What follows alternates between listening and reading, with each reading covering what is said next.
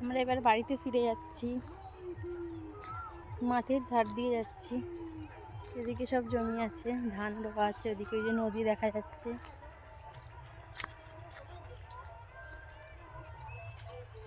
চলো বাবু আমরা বাড়ি যাই।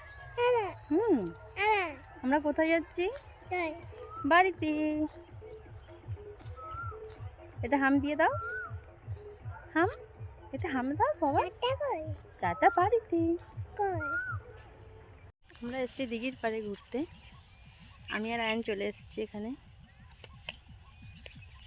আর এখানে সবাই গোসল করে এই পানিতে। খুব সুন্দর, পানিটা পরিষ্কার পরিচ্ছন্ন।